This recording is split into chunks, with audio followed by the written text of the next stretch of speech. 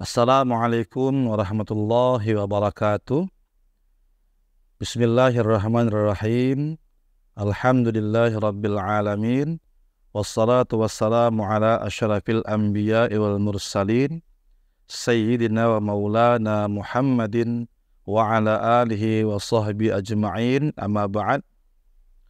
Pemirsa Al-Kausar Multimedia dimanapun berada yang dirahmati Allah subhanahu wa ta'ala, alhamdulillah, pada kesempatan yang mulia dan berbahagia ini kita dapat kembali berjumpa, bertatap muka, beradu pandang dalam acara kesayangan kita Tajasan, Tanya Jawab Santai. Hari ini kita akan membahas tentang zakat fitrah dan salat Idul Fitri. Namun sebelumnya, marilah kita bersama-sama membuka acara kesayangan kita ini dengan bersama-sama membaca basmalah. Bismillahirrahmanirrahim. Pemirsa yang dirahmati Allah subhanahu wa ta'ala dimanapun berada, tentang zakat fitrah ini sebagaimana kita ketahui adalah kewajiban kita sebagai umat Islam, sebagai rangkaian dari ibadah puasa Ramadan.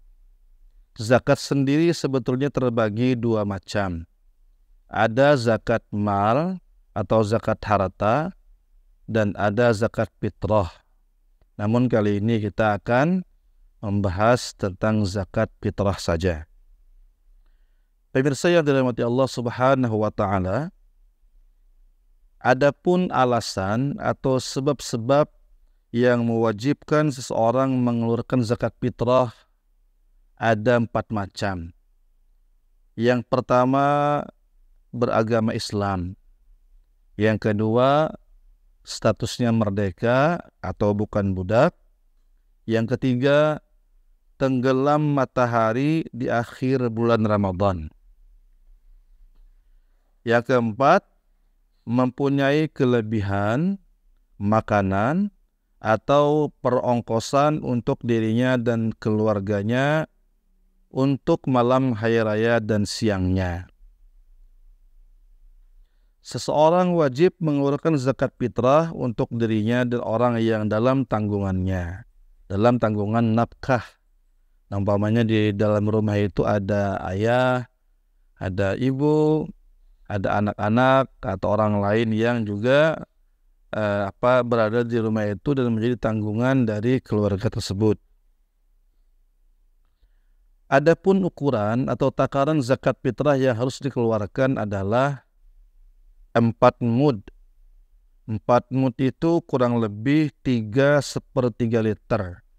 Atau kalau dikonversi ke kilogram, kisaran 2,7 kilogram.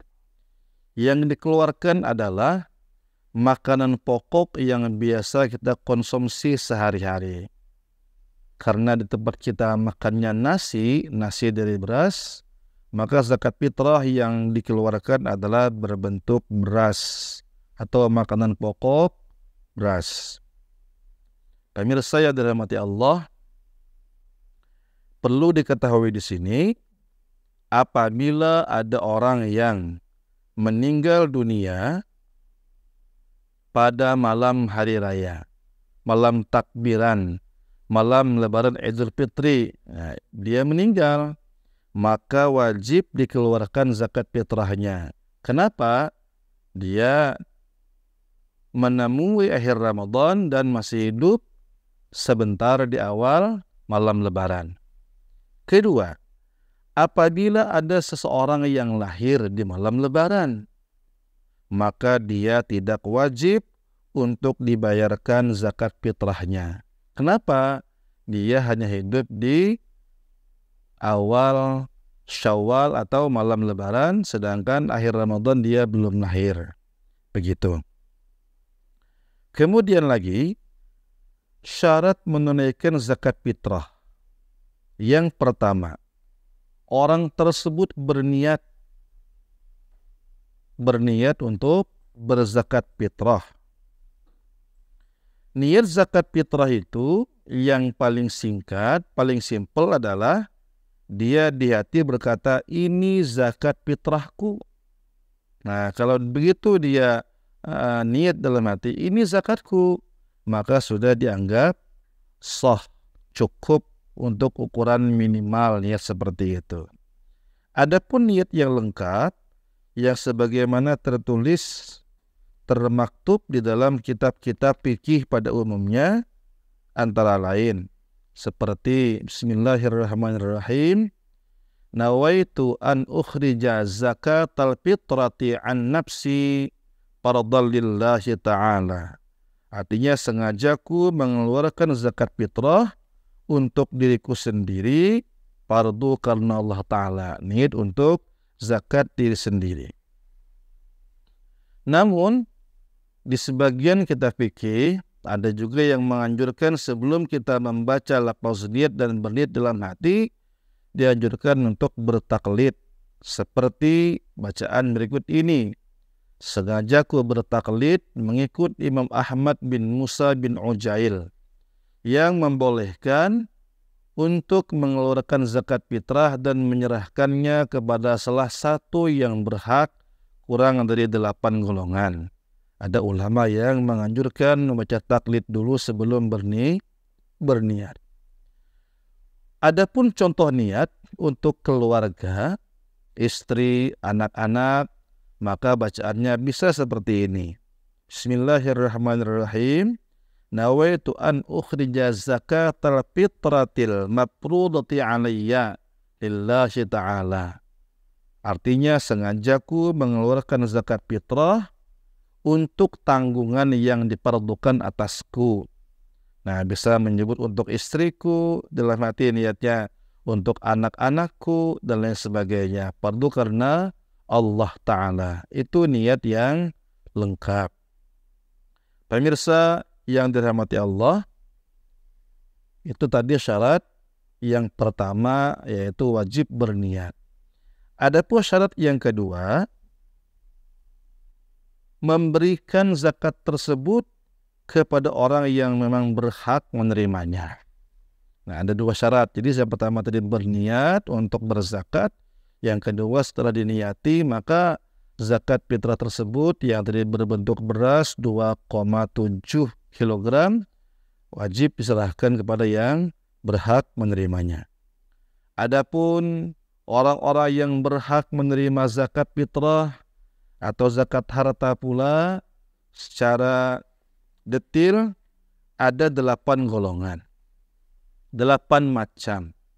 Yang pertama, orang yang berhak menerima zakat adalah fakir. Yang kedua, orang miskin. Yang ketiga, amil. Yang keempat, mu'allaf. Yang kelima, mukatab. Yang keenam, gharim. Yang ketujuh, fi sabilillah. Dan yang kedelapan, ibnu sabil.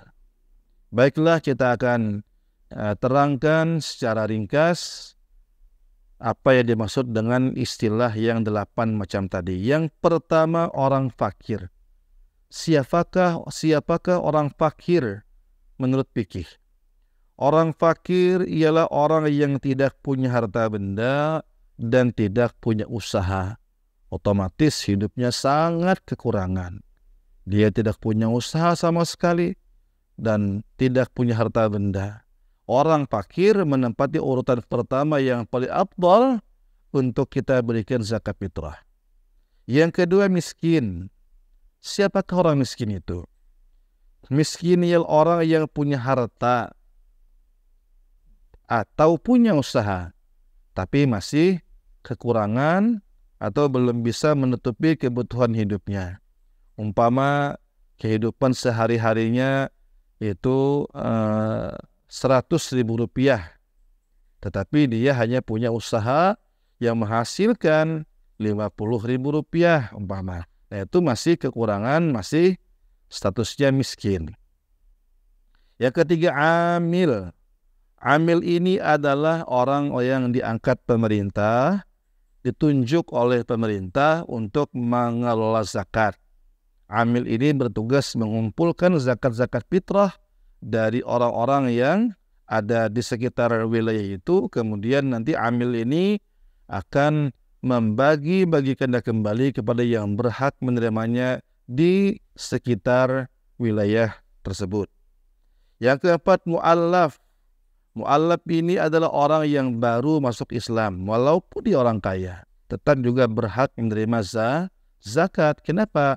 Agar imannya, keislamannya bisa lebih kuat tertanam dalam hatinya. Yang kelima, mukatab. Mukatab ini adalah hamba atau seorang budak yang dijanjikan oleh tuannya merdeka apabila mampu menebus dengan harga tertentu. Nah, dia berhak menerima zakat fitrah dengan tujuan atau harapan banyak zakatnya nanti dia bisa menebus dirinya dari perbudakan. Yang keenam, gharim.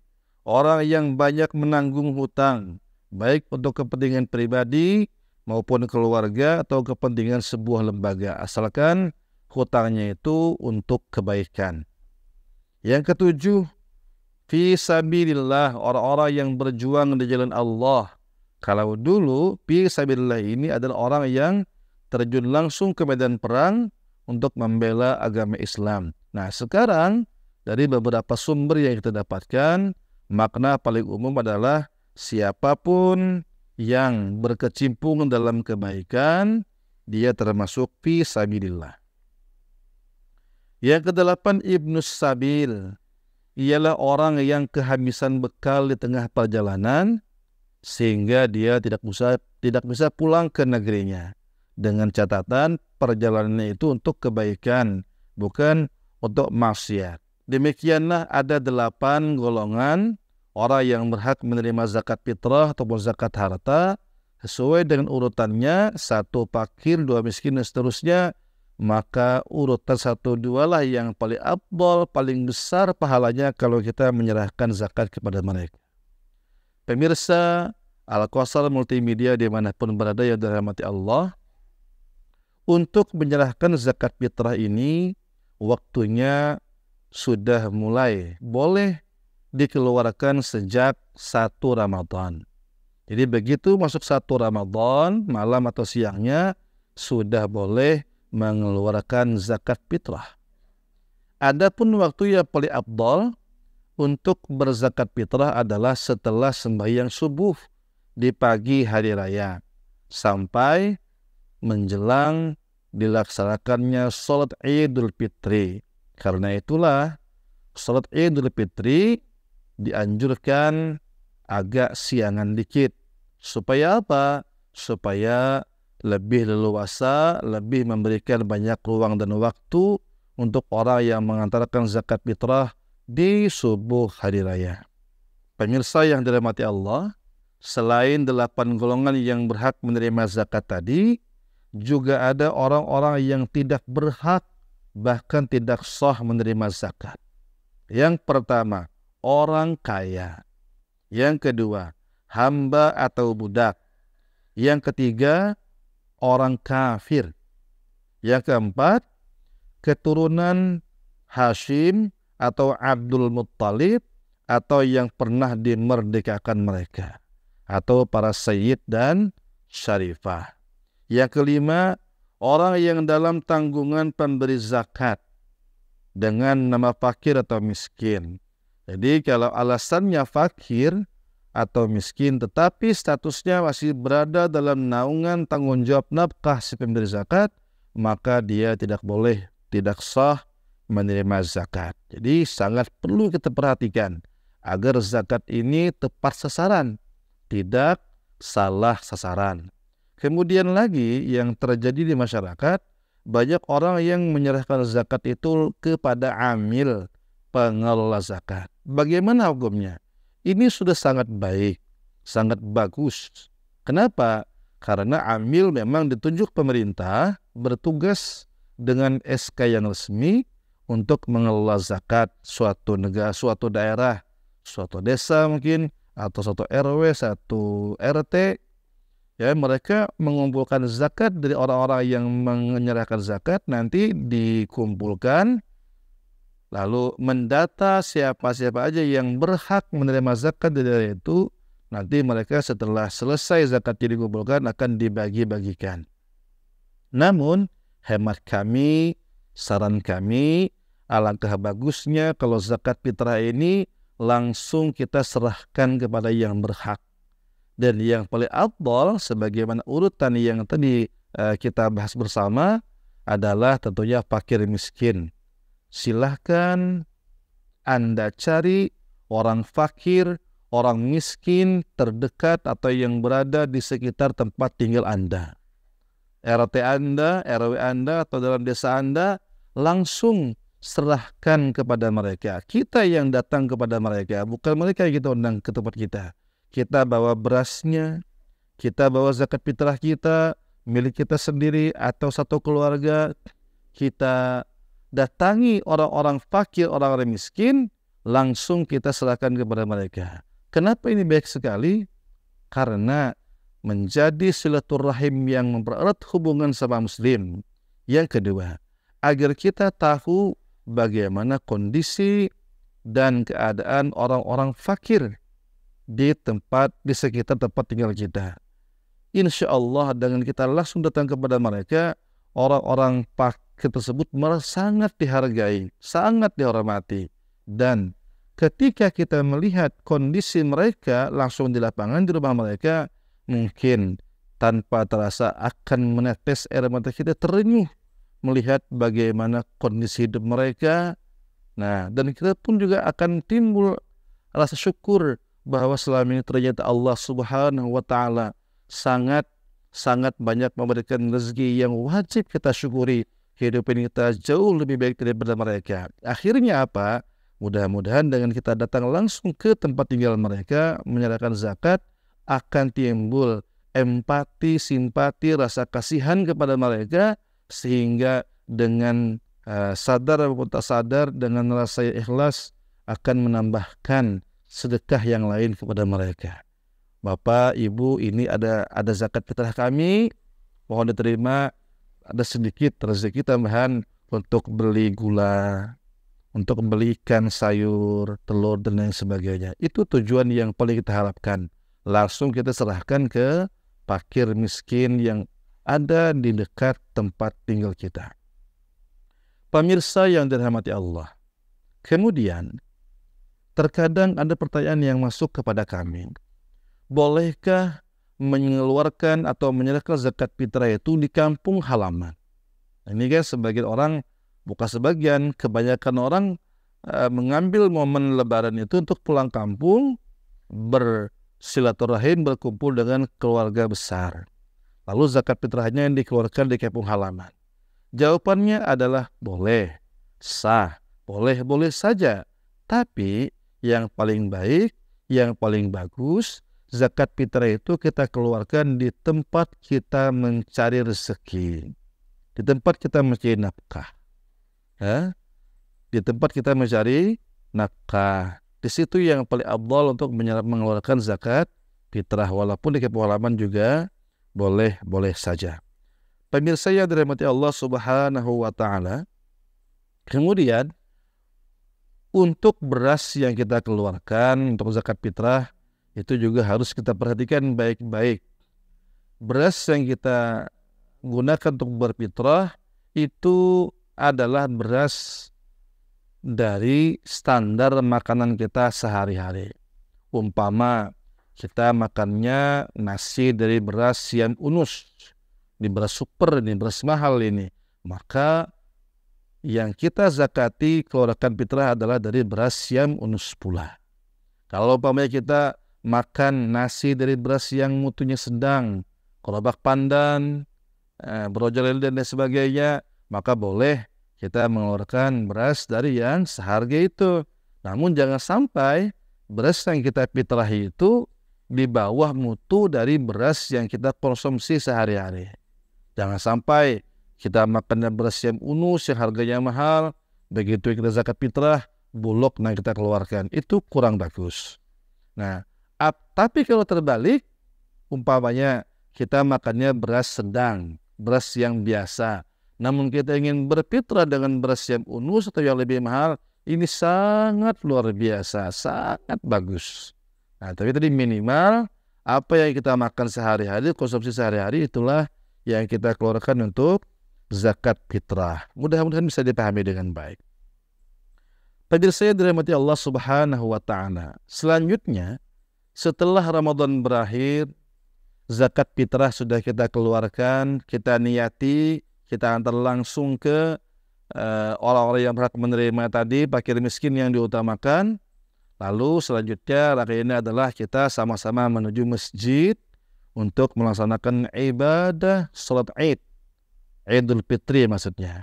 Nah, di dalam beberapa kitab literasi yang kita baca, kita pelajari, salat sunat yang paling afdal, paling besar adalah salat Id. Nah ini, jadi jangan sampai ketinggalan. Walaupun cuma sunat hukumnya, tapi mari kita laksanakan dengan sebaik-baiknya khidmat dan khusyuk supaya mendapatkan pahala berlipat dari Allah Subhanahu wa taala. Pemirsa yang dirahmati Allah Subhanahu wa taala, adapun tentang tuntunan atau tata cara salat Idul Fitri adalah sebagai berikut. Salat ini dilaksanakan berjamaah di masjid biasanya. Ada yang di musalla, ada yang di lapangan terbuka. Berjamaah. Nafas niatnya adalah sebagai berikut. Bismillahirrahmanirrahim. Musalli sunnatan li'idil fitri rak'ataini imaman atau ma'muman lillahi ta'ala. Allah dalam hati berniat aku sembahyang sunat Idul Fitri menjadi imam bagi imam atau menjadi makmum bagi si makmum 2 rakaat karena Allah Ta'ala. Salli sunnatan Idul Fitri rak'ataini imaman atau makmuman lillahi Ta'ala. Aku sembahyang sunat Idul Fitri 2 rakaat menjadi imam atau menjadi makmum karena Allah Ta'ala. Pada rakaat yang pertama kita sama-sama dianjurkan untuk membaca doa iftitah Allahu Akbar kabira sampai selesai. Nah, yang berbeda dari sembahyang sunat lainnya, sembahyang Id ini takbirnya pada rakaat yang pertama sebanyak 7 kali. Saya ulangi, takbir pada rakaat yang pertama adalah 7 kali selain takbiratul ihram. Jadi ketika tadi usolli sunnatan li'idil fitri raka'ataini lillahi Allahu Akbar, ini namanya takbiratul ihram. Jangan dihitung dulu. Nah, baru setelah takbiratul ihram akan bertakbir lagi sebanyak 7 kali. Dalam 7 takbir ini, 6 takbir akan diiringi dengan bacaan tasbih, tahmid, takbir dan tahlil. Ya, ada baca tasbih begitu. Bacanya adalah subhanallah walhamdulillah wa la ilaha illallah wallahu akbar wa la hawla wa la quwwata illa billahil aliyil azim.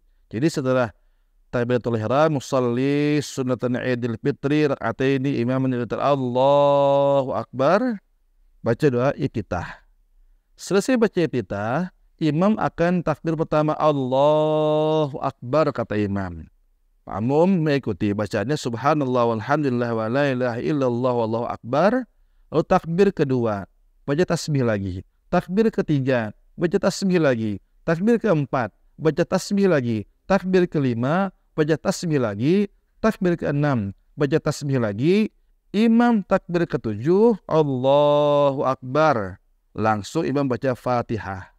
Setelah takbir yang ketujuh, tidak lagi membaca tasbih subhanallah sampai selesai, tapi imam membaca surah Fatihah. Bismillahirrahmanirrahim sampai waladdallin amin. Begitu amin, imam akan membaca surah dan makmum membaca surah Fatihah. Selesai imam baca surah pendek, makmum baca Fatihah, lalu rukuk, i'tidal, sujud, duduk antara 2 sujud, sujud kedua, lalu naik bangkit untuk rakaat yang kedua. Imam Allahu Akbar. Ini namanya takbir intiqal, takbir perpindahan gerakan. Jangan dihitung dulu. Nanti pada rakaat kedua ini takbirnya ditambah sebanyak 5 kali. Kalau yang takbir rakaat pertama takbirnya 7 kali selain takbiratul ihram, maka rakaat yang kedua takbirnya 5 kali selain takbir intiqal atau takbir perpindahan dari sujud kedua untuk naik ke rakaat yang kedua. Jadi begitu naik dari sujud kedua naik Allahu Akbar kata imam. Imam akan langsung membaca takbir Allahu Akbar. Makmum takbir juga subhanallah walhamdulillah wa la ilaha illallah wallahu akbar wala haula wala quwwata illa billahil aliyil azim. Satu kan, imam takbir kedua Allahu Akbar baca tasbih. Imam takbir ketiga Allahu Akbar baca tasbih. Takbir keempat imam Allahu Akbar baca tasbih lagi. Imam takbir kelima Allahu Akbar, imam langsung baca surah Fatihah. Bismillahirrahmanirrahim sampai waladdallin amin. Imam lanjut baca surah pendek dan makmum baca surah Fatihah. Seterusnya ruku', i'tidal, sujud, duduk antara dua sujud, sujud kedua dan tasyahud akhir, salam. Penting diperhatikan di sini apabila imamnya takbirnya kurang dari yang panduan tadi. Rakaat pertama kan takbirnya 7 kali. Rakaat kedua 5 kali. Andai kata imam takbirnya kurang atau kelebihan, maka makmum tidak perlu protes. Cukup diikuti saja. Umpama rakaat pertama imam takbir cuma 6 kali, langsung baca Fatihah, gak usah diprotes, ikuti aja. Atau kelebihan sampai 8-9 kali, tidak perlu diprotes, cukup ikuti saja. Nah, pemirsa yang dirahmati Allah Subhanahu wa Ta'ala, setelah selesai melaksanakan sholat Id, Idul Fitri maksudnya, dilanjutkan dengan khutbah 2 kali seperti khutbah pada hari Jumat. Bedanya adalah kalau hari Jumat khutbah dulu 2 kali baru sembahyang Jumat. Kalau sembahyang Id, sembahyang Idnya dulu baru khutbah 2 kali. Ya, jadi